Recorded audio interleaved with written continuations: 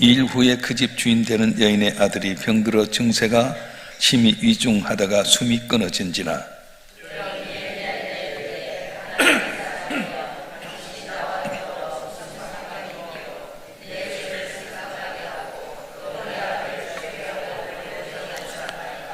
엘리야가 그에게 그의 아들을 달라 하여 그를 그 여인의 품에서 받아 안고 자기가 거찬 다락에 올라가서 자기 침상에 누이고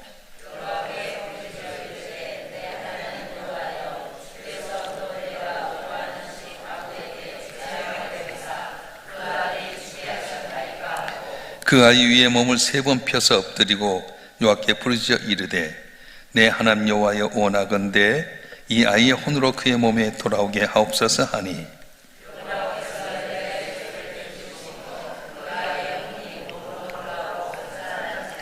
엘리야가 그 아이를 안고 타락에서 방으로 내려가서 그의 어머니를 주며 이르되 보라 내 아들이 살아났느니라. 여인이 엘리야에게 이르되 내가 이제야 당신 하나님의 사람이시오 당신의 여호와의 말씀이 진실한 줄 아노라 하니라. 아멘. 세상을 살다 보면 전혀 생각지 못한 크고 작은 일들을 만나게 됩니다. 그런데 이 크고 작은 일들을 만날 때 내가 어떻게 보느냐, 어떻게 대처하느냐에 따라서 내 인생은 전혀 다르게 된다는 겁니다. 그래서 우리는 내게 다가오는 이 문제를 잘 해석할 수 있는 능력을 키우고 또 거기에 대처하는 방법을 가져야 됩니다.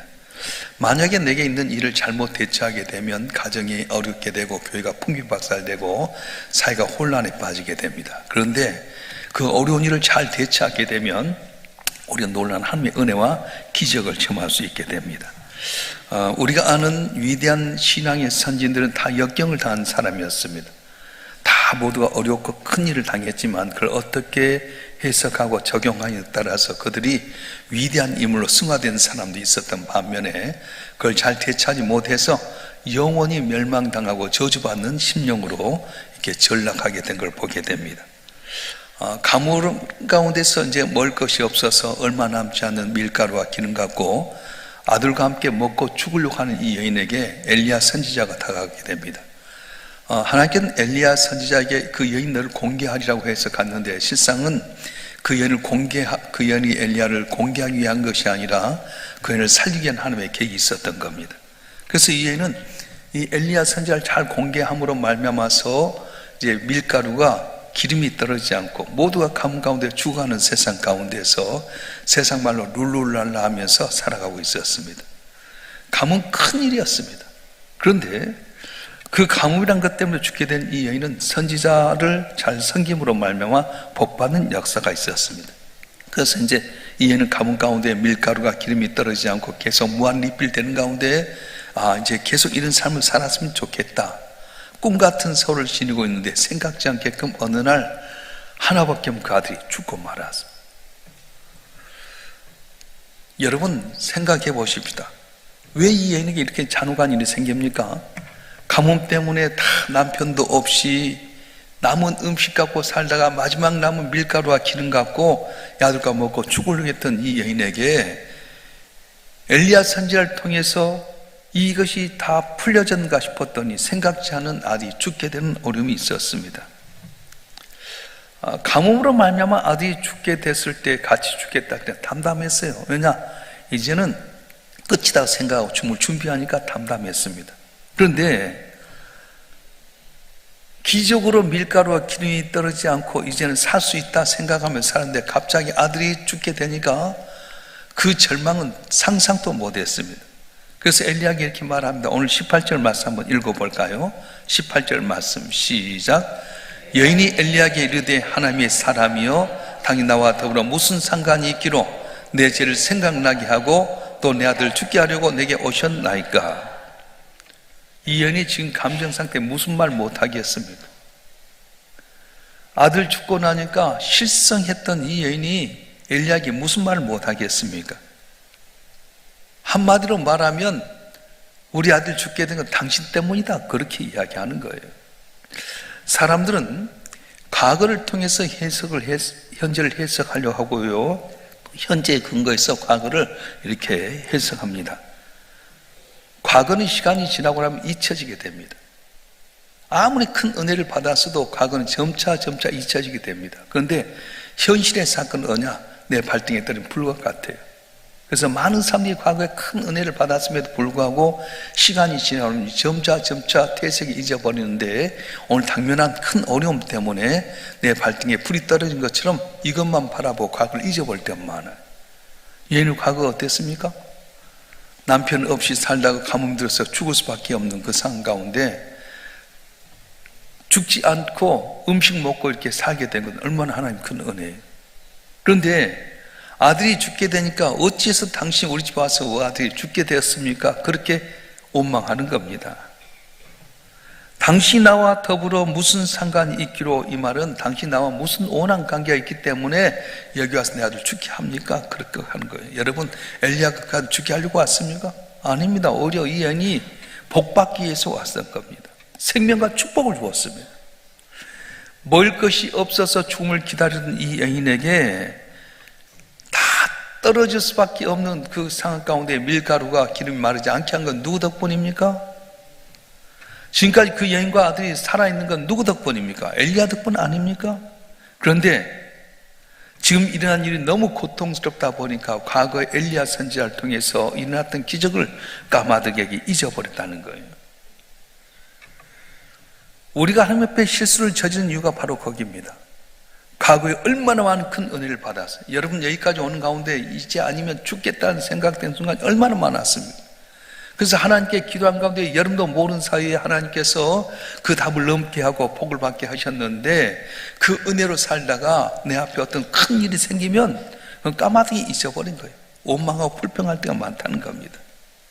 여러분, 기억해야 될 것은 믿음이 좋다고 해서 불행한 일을 당하지 않다거나 또 모든 일은 다 형통한 건 아니라는 거예요. 어쩔 때는 좋은 일도 있지만 어쩔 생각지 못한 어려움도 있습니다. 예수 잘 믿어도. 우리 노예 큰 교회를 담당하시고 이제 은퇴를 하셨던 선배 목사님 계셔요. 근데 이제 제가 이제 그분과 이야기를 나누다 보니까 그분의 충격적인 일이 있었어요. 이분이 목회를 참 50대에 잘하고 있는데 신방하고 있는 전화가 학교에서 왔다는 거예요. 아들 하나 딸 하나 뒀는데 중학교 3학년 딸이 학교에서 체력장애 다 죽었다는 거예요. 너무 놀래가지고 무슨 일이냐고 신방을 대충 맞추고 갔는데, 아침에 아빠 잘 다녀올게요, 엄마 잘 다녀올게요 하고 갔던 이 딸이 체력장 준비를 하기 위해서 돌다가 심장마비로 죽어버렸어요. 그 곱던 딸이, 그 사랑스러운 딸이 싸늘한 시체로 딱 쓰러져 있을 때 얼마나 충격이었겠어요. 하나님, 내가 죄를 지어서 이러면 모르겠지만 나름대로 주 앞에 충성하고 헌신했는데 어떻게 이런 일이 생길 수 있습니까? 한동안 목회를 하는데요, 멍멍하니 그냥 사는 듯 못 사는 듯 그렇게 목회할 때가 있었다. 여러분, 오늘 본문의 말씀도 마찬가지입니다. 엘리야 선지자가 이 집에 와서 하숙하고 있었습니다. 선지자 덕분에 밀가루가 떨어지지 않고 기름이 떨어지지 않는 놀라운 기적을 체험했습니다. 이 정도면은 세상 살만나지 않겠습니까? 하나님께 직접 그 가정을 돌보시고 지킬 수 있다는 확신을 가졌기 때문에 이제는 살만하다, 불행은 내게 없다 생각했는데 갑작스레 큰 불행을 당하고 말았습니다. 이 과부의 큰 불행이 뭡니까? 하나밖에 없는 아들이 죽어버렸어요. 최선을 다해서 목회를 감당했던 목사님의 딸이 죽었던 그 일을 볼 때에 목사님이 믿음이 부족했었기 때문입니까? 우리가 생각할 수 없지만은 하나님께서는 그분에게 분명히 다른 뜻이 있었을 거예요. 그래서 제가 자주 여러분 하는 말은, 오늘은 모르지만 내일은 알 수 있습니다. 왜 이런 일이 내게 생겼는지, 왜 이런 일이 내게 닥쳤는지 오늘 알지 못하지만 지금은 알 수 있다는 겁니다. 믿음 없이 사는 사람도 잘 사는데 왜 죄를 신실하게 감당하고 충성한 내게 이런 어려운 일을 당했습니까?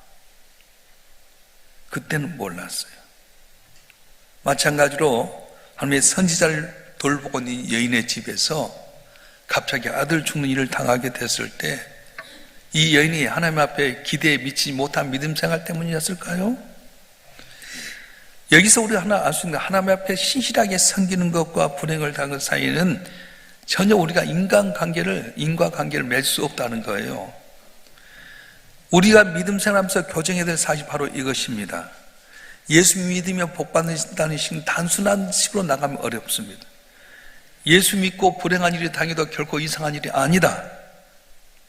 불행한 일을 당했을 때 우리가 믿음을 잃고 사느냐 잊지 않고 사느냐, 이거 중요하다는 거예요. 초대교회 하나님 앞에서 신실했던 사도들이 다 순교했습니다. 칭찬받아야 되잖아요.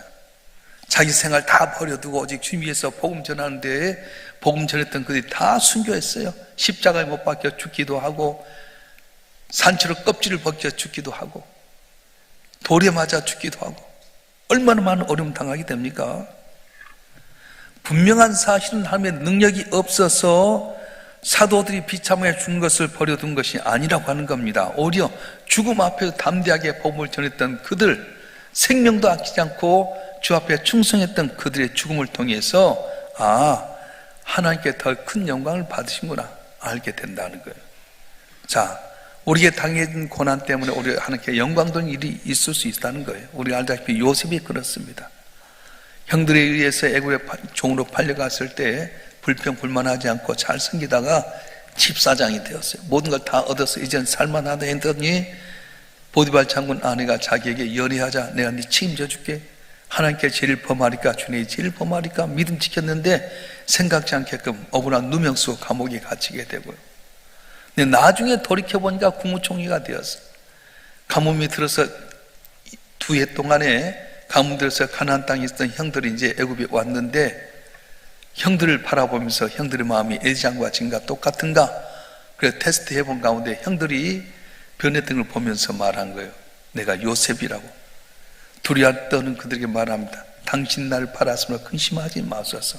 하나님 우리 민족을 건지시려고 날 이곳에 먼저 보내었나이다. 오늘은 왜 고난인지 모르지만 내일은 알 수 있을 줄 믿습니다. 다니엘은 하나님께 계속 신실하게 예배드리다가 사자굴 속에 들어가게 됐는데 어찌하여 내게 이렇게 고난 주십니까? 그런 것이 아니었어요. 여기도 하나님의 뜻이 있다고 믿는 거예요. 저와 여러분 한 분 한 분 살아갈 때 생각지 않은 질병 때문에, 물질 때문에, 사랑과 관계 때문에 상처받을 때가 있습니다. 그런데 이것 때문에 내 힘대로 하려면 더 깊은 늪에 빠질 수밖에 없습니다. 바라님 저와 여러분 한 분 한 분이 주님 앞에서 오직 하나님의 신실하게 믿고 담대하게 믿음 갖고 나갈 때 합력하여 세우신 하나님께 여러분에게 기적을 주시고 담을 넘게 하는 귀한 복을 주실 줄로 믿습니다. 할렐루야. 그래서 고난이 오히려 축복일 때가 있습니다. 이 여인이 이제 아들이 죽게 됐을 때 뭐라고 말합니까? 자기의 죄를 고백해 하는 거예요. 엘리야 선지자 당신이 옴으로 말미암아 하나님께 내게 관심을 갖는 가운데 내 죄가 드러났다. 내가 감추고 살았던 죄를 당신이 옴으로 말미암아 하나님께 관심 갖고 있으므로 내 죄가 드러났다. 아들이 죽게 되면서 자기 죄를 발견하게 된다는 겁니다. 만일 자기 죄 대가로 아들이 죽었다면 참여해야 될 텐데, 회개해야 될 텐데, 이 여인은 엘리야 선지자가 와서 자기 죄를 드러나게 했다는 그 빌미를 제공했다고 이야기합니다. 여러분, 내 죄에 대해서 회개하지 아니하면 아무 유익이 없습니다. 그런데 죄에 대해서 회개하게 되면 오히려 그것이 내게 복이 되고 좀 영광을 나타내는 기회가 될 수 있다고 하는 거예요. 할렐루야. 그래서 예수님께서는 수고하고 무거운 짐진 자들아 다 내게로 오라, 내가 늘 쉬게 하리라 말씀하셨어요. 여러분, 내게 있는 고난 때문에 오히려 내 죄를 주 앞에 회개하고 주 앞에 내맡기면 내 침이 털어지게 하고 합력의 선인 하나님의 기적 가운데 승리의 역사가 우리 삶 가운데 일어날 줄로 믿습니다.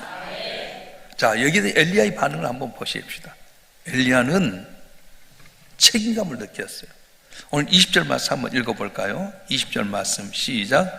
여호와께 부르짖어 이르되 내 하나님 여호와여, 주께 또 내가 우간지 과부에게 재앙을 내리사 그 아들이 죽게 하셨나이까 하고, 또라고 하는 단어가 있는데 이 말은 뭐냐면, 이 여인을 왜 나를 섬겼는데 이 여인의 집에 재앙이 있습니까? 주의 종을 섬겼으면 더 잘되고 형통해야 될 텐데 왜 이렇게 고난이 있습니까? 그런데 또 이런 말을 했어요. 그 말은 뭐냐면 하나님께서 하셔서 말씀했지만 자기가 가뭄을 선포함으로 말미암아서 모두가 다 어려움 당했잖아. 이 가정도 자기가 가뭄을 선포해서 고난을 당했는데 또 왜 아들을 죽게 했습니까? 그런 말이에요. 물론 엘리야가 그 재앙의 원인은 아니었습니다. 엘리야가 그 재앙을 선포한 당사자이기 때문에 거의 책임감을 가졌어요. 엘리야가 할 수 있는 건 무엇입니까? 이 죽은 아이의 시체를 가져다가 하나님께 내놓고 간구하는 것뿐입니다. 그래서 하나님께 엘리야는 이 여인을 대리했고 이 여인을 내서는 하나님께 대리했어요. 다시 말하면 중보자의 역할이란 겁니다. 하나님, 이 여인을 대리해서 내가 하나님께 기도하겠습니다. 내가 하나님을 대리해서 이 여인에게 축복하겠습니다. 중보자 일이 얼마나 중요한지 모릅니다. 비록 하나님의 분노를 전달하여 재앙을 선포해야 됐지만 또한 백성의 고통을 가지고 하나님 앞에 나가서 하나님의 자비를 선포하고 기도하는 것이 바로 엘리야의 역할이었습니다. 엘리야는 왜 이 여인의 아들이 죽었는지 몰랐습니다. 하나님이 그에 대해서 아무 말씀도 안 하지 않으셨기 때문에 왜 아들이 죽었는지 몰랐지만은 그러나 그가 하나님 앞에 나가서 이 여인의 일을 대신해서 중보 기도했다는 거예요. 가장 위대한 기도는 무엇입니까? 고통당한 자를 위해서 기도하는 것입니다. 자신을 위한 기도는 믿음 없는 사람도 잘할 수 있습니다. 그런데 내 이웃을 위한 기도, 어려움을 당한 사람들을 위해서 하는 기도는 내 이웃을 내 몸처럼 사랑하는 계명의 실천이기 때문에 가장 위대한 기도라고 할 수 있습니다. 감사하게도 하나님께서는 엘리야의 기도를 들으셔서 이 아이를 살아나게 만드셨습니다. 이 사건은 성경 가운데 죽은 자가 처음 살아났던 그런 기적이었어요. 첫 번째 기적이었습니다. 그래서 이 여인은 이 살아난 아들을 안으면서 비로소 하나님이 살아계심을 찬양하게 됐다는 겁니다. 밀가루가 기름이 떨어질 수밖에 없는 상황 가운데 일어난 기적도 있었지만 아들이 죽었다 살아난 기적을 통해서 비로소 하나님께 영광 들은 놀라운 찬양의 역사가 있었습니다. 여러분, 돌이켜보면 우리 삶이 고난이 있지만 고난이 끝은 아니라는 거예요. 오늘 여러분 문제 해결되고 다 된 건 아니에요. 그래서 우리에게 알려준 뭐냐? 교만하지 말아라. 네가 지금 살아났다고, 담을 넘었다고, 풀렸다고 다 아니다는 겁니다. 항상 겸손하라는 거예요. 돈 좀 벌었다고 고개 들고요, 꺾인 사람 얼마나 많습니까? 암에 죽었다 살아난다고 교만하다가 죽는 사람이 얼마나 많습니까? 풀리지 못한 문제 풀렸다고 함부로 하나님 곁을 떠났다가 어려움 당한 사람이 얼마나 많습니까? 이 여인은 두 가지 기적을 체험했어요. 감옥 가운데 다 굶어 죽는 상황 가운데서 엘리야 선지자를 잘 대접함으로 말미암아서 밀가루가 기름이 마르지 않고 남보다 행복하게 사는 복을 받았습니다. 그런데 생각지 않게끔 아들이 죽었을 때에 자기 죄에 대해서 생각나게 되고 그걸 엘리야에게 빌미로 했지만 엘리야 때문에 복받는 역사가 있었어요. 여러분이 바로 엘리야 같은 사람이 되었으면 참 좋겠습니다. 엘리야는 책임감이 있었어요. 목사도 그럴 때가 많습니다.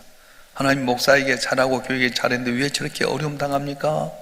신실하게 섬겼는데 정말 충성했는데 왜 고난이 당합니까? 이렇게 부르질 때가 있어요. 그런데 지금은 알지 못하지만 그 과정을 통해 하나님은 주의 기적을 나타내고 그러한 살아계신 하나님을 찬양하는 귀한 은혜를 주시겠어. 그때는 몰랐지만 하나님께 그 고난을 통해서 기적을 주시기 위해서 찬양하기 위해서 고난을 줄 때가 있다고 하는 거예요. 그래서 우리는 어떻게 해야 됩니까? 우리 모두가 다 같이 이웃을 위한 기도를 많이 해야 돼요. 믿음 없는 사람도 자기를 위해서 하는 기도는 많아요. 그런데 우리 교인들 가운데 여러분 주변에 어려운 자, 고난당한 자를 위해서 기도할 때에 하나님께 그걸 기도를 통해서 주의 영광을 드러내게 하시고 그의 믿음이 크게 하는 귀한 복을 내려주신 겁니다. 오늘 저와 여러분 한 분 한 분이 기도할 때 과거에 내게 베푸신 하나님의 귀한 은혜를 잊지 마세요. 저도 계속 기도하는 과정에 나는 항상 기도할 때 제가 정말 가시밭길 엉겅퀴 많은 세상 가운데 가장 나중됐던 때가 있었어요. 일이 안 풀릴 때가 있었습니다. 그때 기도원에서 응답받아서 주의 종의 일을 가려고 할 때 내가 내 신발이 되어주겠다. 그 약속의 말씀 하나 붙들고 왔는데요, 가시밭길은 엉겁지 많은 세상 가운데 주님 내 신발 되어서 평탄하고 형통했던 걸 계속 기도해요. 장로신학대학에서 신대원 가고 한양교회, 영락교회, 명성교회 생기고 132개 개척에서 온 모든 과정을 나 계속 되돌아봐. 내 기도 첫 시작은 그겁니다. 이렇게 많은 은혜를 주셨는데 오늘 잠시 잠깐 고난이 있다고 해서 낙심하고 절망할 것인가? 주님이 하신 일 다 맞습니다. 내게 있는 고난까지도 주님이 하신 일입니다. 하나님, 이 과정도 주의 영광 받으시옵소서. 언제나 그렇게 내맡겨요. 잘한 건 없지만 돌이켜보면 은혜 아닌 것이 없지 않습니까? 끝이라고 생각되는데 얼마나 많습니까? 오늘 저와 여러분 한 분 한 분이 이 사르밧 가부의 집에 일어났던 일들 다시 한번 기억하고, 가뭄이 해결되는 일이 있었는가 하면 아들이 죽는 사건 통해서 어려움이 있었지만은 오히려 주의 종을 통해서 그 가정의 아들이 살아남으로 하나님께 영광 되는 귀한 역사가 있었던 것처럼 여러분 언제나 주 앞에 나와서 섬기는 가운데 함령의 새로운 하나님의 기적을 체험하는 복된 삶이 되길 주로 축원합니다. 축원합니다. 기도하겠습니다.